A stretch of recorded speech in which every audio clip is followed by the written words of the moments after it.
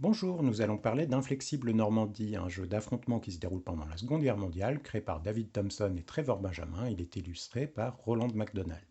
C'est un jeu édité en français par Nuts Publishing pour 2 joueurs, pour 2 parties d'environ 45 à 60 minutes, dès l'âge de 14 ans.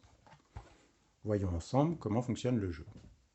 Lors de chaque partie, le joueur américain affronte le joueur allemand. Avant de commencer à jouer, vous allez consulter le livret de scénario. Dans ce livret de scénario, vous allez sélectionner un scénario et suivre les instructions indiquées dans ce livret. Il y a la mise en place, les unités de départ pour les joueurs, ainsi que l'objectif pour gagner la partie. Il existe 2 types principaux d'objectifs. Le premier est un objectif en nombre de points. Le joueur qui contrôlera un certain nombre de tuiles lui permettant de marquer un certain nombre de points gagnera la partie s'il atteint ce nombre de points en premier. Il y a un second objectif qui consiste à bloquer l'adversaire. Pour cela, il faut détruire toutes ces unités fusiliers. Si un joueur réussit, il remporte alors la partie. Voyons un peu plus en détail comment se découpe une mise en place.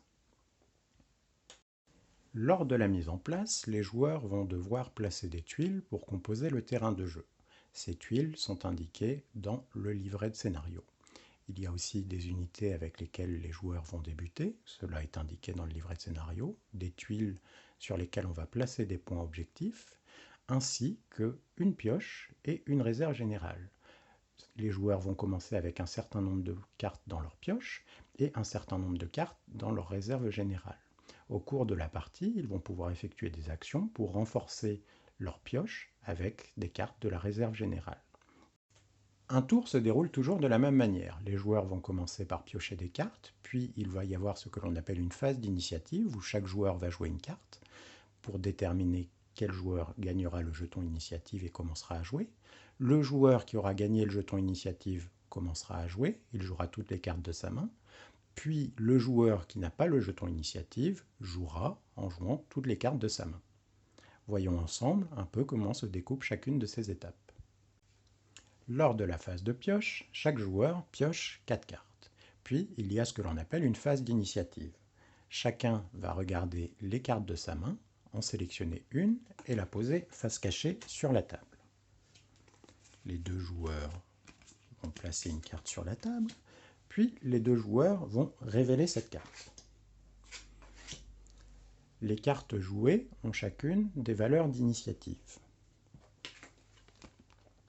Le joueur qui aura joué la carte avec la valeur d'initiative la plus forte gagnera le jeton initiative. En cas d'égalité, comme ici présent, les 2 unités ont 7 d'initiative. Le joueur qui a déjà le jeton d'initiative, en début de partie, cela est indiqué dans le livret de scénario, conserve le jeton d'initiative. Il va ensuite pouvoir jouer. Les cartes qui ont servi pour déterminer l'initiative sont défaussées.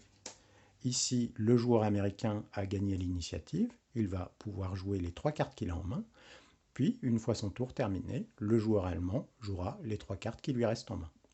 Voyons comment se déroule le tour du joueur américain.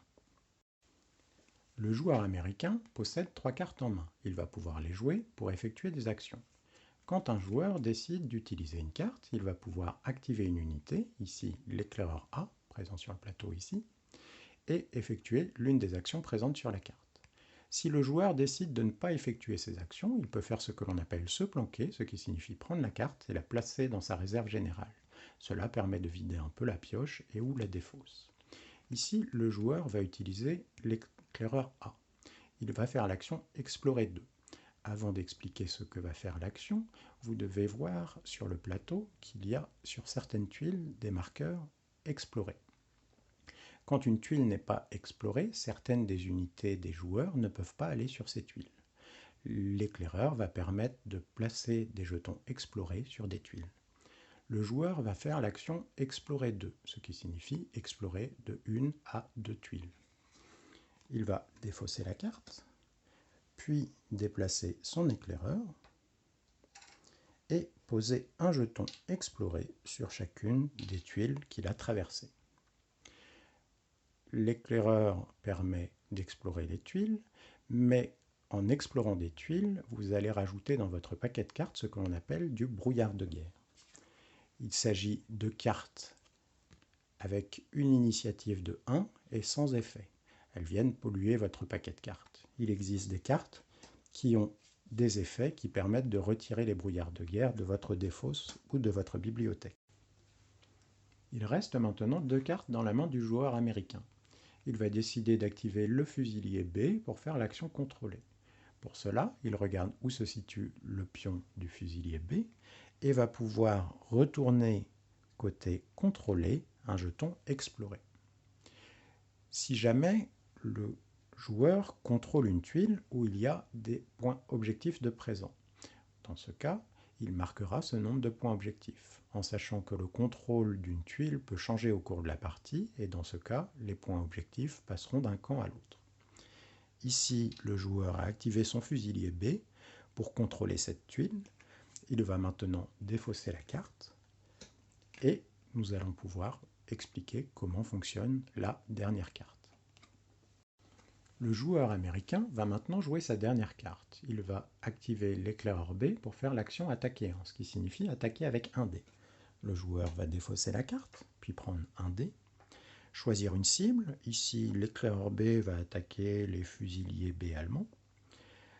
On regarde la défense des fusiliers. Ici, la défense est de 4, c'est la défense naturelle. Puis il va y avoir un bonus de couverture. On va regarder sur la tuile la défense qui est indiquée. Ici, il y a 1 de défense. Puis on va appliquer le bonus de portée, ce qui signifie qu'on va regarder la distance entre les deux pions par rapport au nombre de tuiles qui les séparent, et cela va ajouter de la défense au fusilier. Ici, il y a 3 tuiles, mais on ne compte pas la tuile de départ, donc il y en a 2. Les fusiliers ont donc une défense de 4, plus 1, 5, plus 2, 7. On lance ensuite le dé, et il faut réussir à faire un résultat égal ou supérieur à 7. Un 1 est égal à un échec.